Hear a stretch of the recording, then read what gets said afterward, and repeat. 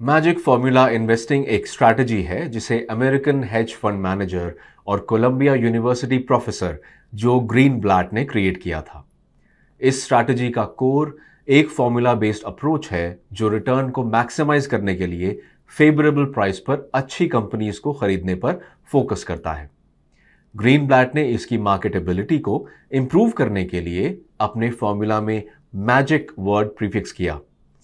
Numbers में देखा जाए तो बैक टेस्ट में मैजिक पोर्टफोलियो ने 1998 और 2009 के बीच 23.8% का एक एनुअलाइज्ड रिटर्न डिलीवर किया, जो कि S&P 500 के 9.6% के CAGR की कंपैरिजन में बहुत ज्यादा था।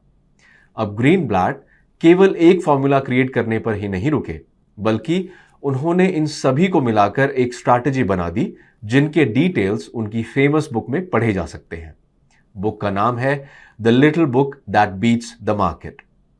अपने मैजिक फॉर्मूला को डेवलप करने के लिए ग्रीनब्लैट ने बड़ी संख्या में अमेरिका में लिस्टेड कंपनीज को एनालाइज किया और ये विशेष रूप से ऐसी कंपनीज की तलाश कर रहे थे जिनकी अर्निंग्स, यील्ड और रिटर्न ऑन कैपिटल हाई हो। हम लोग इसे अगले सेक्शन में ज्यादा समझेंगे, लेकिन याद रखें मैजिक फॉर्मूलाज का कोर फोकस उन कंपनीज का पता लगाने पर है जो सस्ती और अच्छी दोनों ही हो।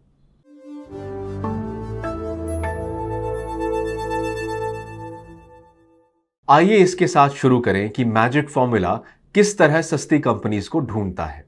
अब इसके लिए ग्रीनब्लैट कंपनी के ऑपरेटिंग अर्निंग्स और एंटरप्राइज वैल्यू के रेशियो का यूज करते हैं, जिसे वो अर्निंग्स यील्ड के रूप में लेबल करते हैं। इन दोनों फाइनेंशियल मेट्रिक्स को आसानी से कंपनी के प्रॉफिट एंड लॉस स्टेटमेंट और बैलेंस शीट में पाया जा सकता है। हालांकि एंटरप्राइज वैल्यू के लिए आपकी ओर से एक क्विक कैलकुलेशन की जरूरत होगी, जो और कुछ नहीं है बल्कि कंपनी के मार्केट कैप और डेट के समेशन में कैश को घटाने के बाद का एक पोर्शन है। ग्रीनब्लैट का अर्निंग्स यील्ड कंपनी के चीपनेस का एक रिप्रेजेंटेशन है, और जैसा कि आप उम्मीद कर सकते हैं, अर्निंग्स यील्ड जितनी अधिक होगी कंपनी उतनी ही चीपर होगी। अब जहां अच्छी कंपनीज की पहचान करने का मामला आता है तो Greenblatt return on capital matrix का यूज करना पसंद करते हैं। कंपनी का रिटर्न ऑन कैपिटल या ROC कैलकुलेट करने के लिए ऑपरेटिंग अर्निंग्स या EBIT को नेट वर्किंग कैपिटल और नेट फिक्स्ड एसेट्स के सम से डिवाइड किया जाता है। शॉर्ट में ROC बिजनेस क्वालिटी के लिए एक प्रॉक्सी है, क्योंकि जो कंपनीज कैपिटल की अधिक एफिशिएंट यूजर हैं, उनका झुकाव एक बेहतर ब्रांड, एक सुपीरियर प्रोडक्ट, एक यूनिक बिजनेस मॉडल और एक वाइडर इकोनॉमिक मोट की तरफ भी होता है। इसलिए एक तरफ मैजिक फॉर्मूला अर्निंग्स यील्ड का यूज करता है जो क्वांटिफाई करता है कि कंपनी कितनी सस्ती है, वहीं दूसरी तरफ यह रिटर्न ऑन कैपिटल का यूटिलाइज करता है जो बिजनेस की एफिशिएंसी और क्वालिटी को क्वांटिफाई करता है। अब जोएल ग्रीनब्लैट का मैजिक फॉर्मूला इन्वेस्टिंग स्ट्रैटेजी के 9 रूल्स का सेट है। पहले 3 रूल कंडीशंस हैं, जिसमें minimum market cap, excluded sectors और ज्योग्राफीज आते हैं। मोर सिग्निफिकेंटली ये स्ट्रैटेजी फाइनेंशियल कंपनीज को एक्सक्लूड करती है, और जहां बुक हमें इस एक्सक्लूजन का कोई कारण नहीं देता, हम सोचते हैं कि इसका किसी फाइनेंशियल कंपनी के यूनिक बिजनेस मॉडल और लेवरेज के हेवी यूज से ज्यादा लेना देना होगा। स्टेप 4 और 5 वो हैं जहां हम उन कैलकुलेशंस के अनुरूप जो हमने पहले किया था उसमें अर्निंग्स यील्ड और रिटर्न ऑन कैपिटल को प्लग इन करते हैं। अब बेशक $100 मिलियन के मिनिमम मार्केट कैप जैसा एक बेंचमार्क अमेरिकी बाजारों से संबंधित है और थोड़ा सा आउटडेटेड भी है, जिसका मतलब यह है कि आपको इंडियन स्टॉक के लिए अपने खुद के बेंचमार्क को डिफाइन करना है, जिसका मतलब मिनिमम 500 करोड़ या 1000 करोड़ एक्सेट्रा हो सकता है। लेकिन ये 5 स्टेप्स एसेंशियल रॉ मटेरियल्स की तरह हैं। स्टेप 6 पर आते हैं, जो हर एक कंपनी के लिए उनकी अर्निंग्स यील्ड और रिटर्न ऑन कैपिटल के बेसिस पर एक रैंक एलोकेट करने के बारे में है। इसे इलिस्ट्रेट करने के लिए मान लें हमारे पास 10 स्टॉक्स का एक छोटा सा यूनिवर्स है जिनके अर्निंग्स यील्ड और रिटर्न ऑन कैपिटल को पहले ही कंप्यूट किया जा चुका है।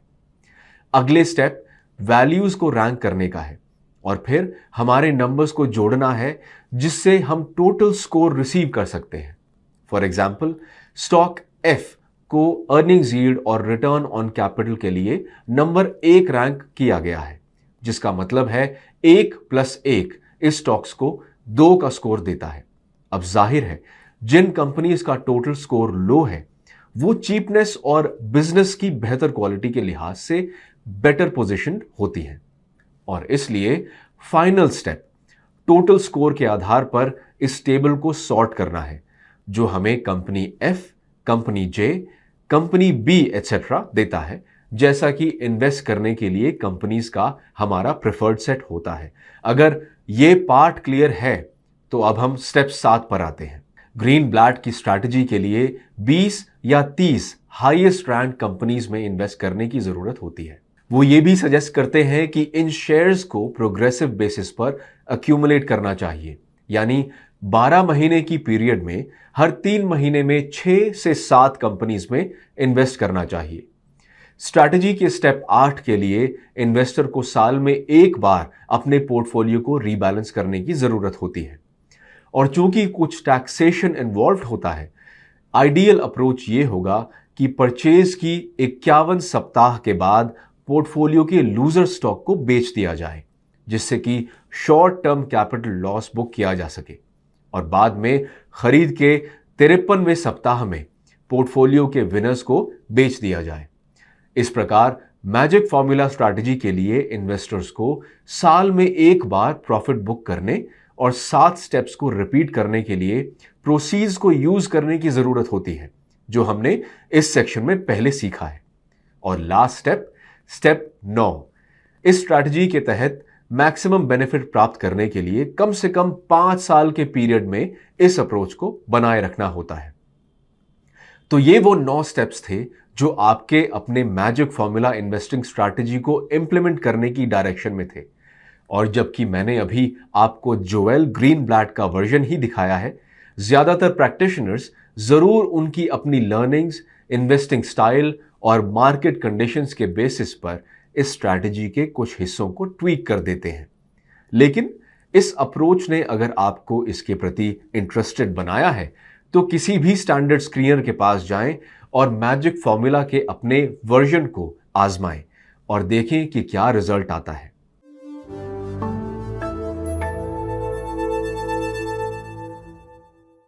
जब जोएल ग्रीनब्लैट ने 1988 और 2004 के बीच के 16 साल के पीरियड में अपने मैजिक फॉर्मूला का बैक टेस्ट किया था तो इसके असल में बहुत अच्छे नतीजे आए थे।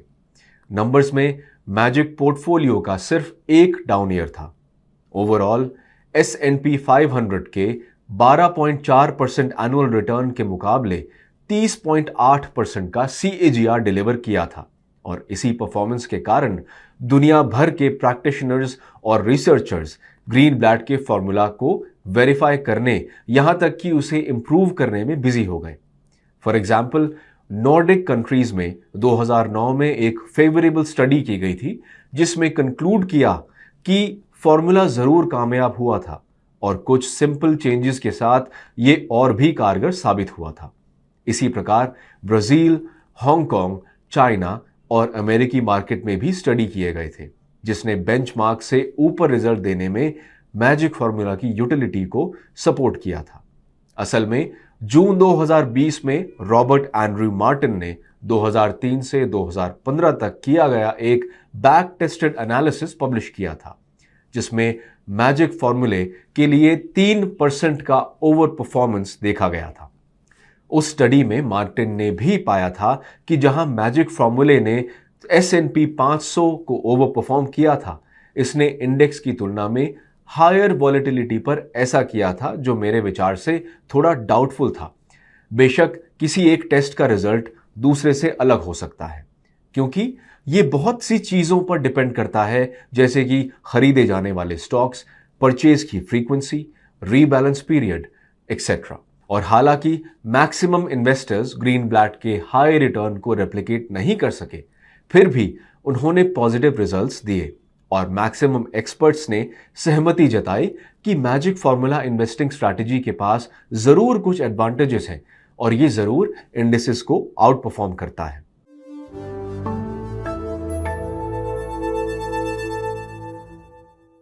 कई इंडियन वेबसाइट्स में ऐसे स्टॉक्स होते हैं जो मैजिक फॉर्मूला सब्सक्राइब करते हैं।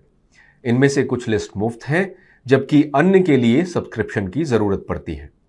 लेकिन आपकी अपनी लिस्ट को क्रिएट करना किसी भी स्टॉक स्क्रीनर वेबसाइट के साथ संडे की केवल एक दोपहर गुजारने की ही बात है और हमने यही किया।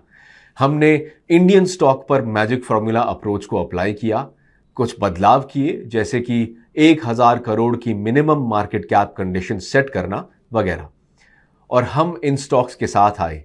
यहां नोटिस करें कि जब हमने 1000 कंपनीज की लिस्ट में मैजिक फॉर्मूला को अप्लाई किया तो चयन का एक बड़ा हिस्सा इनसे जुड़ा रहा।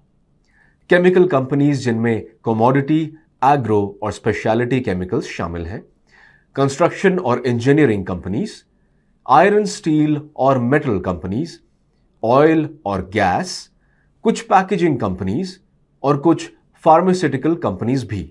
असल में भारत में बहुत सारी फार्मा कंपनीज हैं और ईमानदारी से कहें तो हमने सिलेक्शन में भी उनमें से कुछ को पाया और कुछ रिजेक्शन बास्केट में भी, जिससे असल में हमें कोई आश्चर्य नहीं हुआ। और उन सेक्टर्स की बात करें जो हमारे कट में शामिल नहीं थे तो हमारे पास सीमेंट कंपनीज, एफएमसीजी कंपनीज जिनका अर्निंग यील्ड लो था, IT services, paper, textile, auto parts वगैरह थीं। अब याद रखें कि ये एक मूविंग लिस्ट है क्योंकि वैल्यूएशन और प्रॉफिटेबिलिटी एक डायनामिक नंबर है और वो मार्केट में मूड और उस बिजनेस के साइक्लिसिटी फैक्टर्स के कारण बदलती रहती है।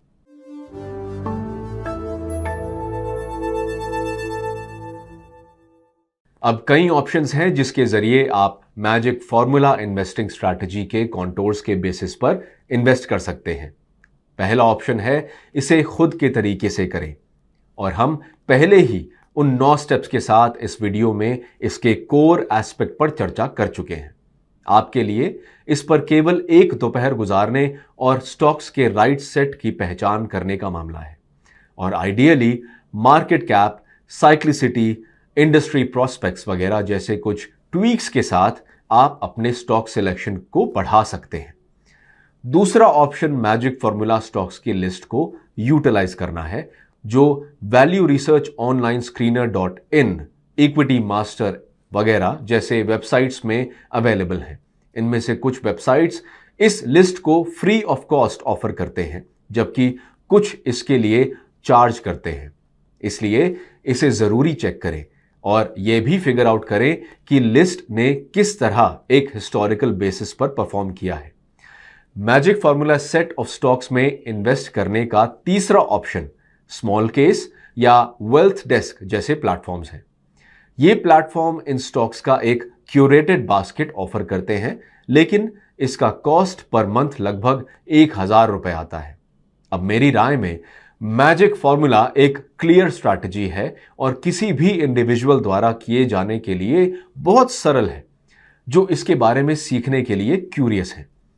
जोएल ग्रीनब्लैट की बुक एक वंडरफुल स्टार्टिंग पॉइंट हो सकती है और आप हमेशा इंटरनेट पर अवेलेबल रहने वाले टन्स ऑफ इंफॉर्मेशन के साथ उसका फॉलो अप कर सकते हैं। और इसी के साथ हम इस वीडियो का एंड करते हैं। मुझे पूरी उम्मीद है कि आज आपने कुछ नया सीखा होगा और अगर ऐसा ही है तो उस लाइक बटन पर जरूर टैप करें, हमारी हेल्प करें और इस वीडियो को अपने व्हाट्सएप ग्रुप पर शेयर करें। अपना समय निकालने के लिए आपको धन्यवाद और मैं आपसे अगले हफ्ते एक दूसरे इंसाइटफुल वीडियो के साथ मिलने की उम्मीद करता हूं। Mutual fund investments are subject to market risks. Read all scheme related documents carefully.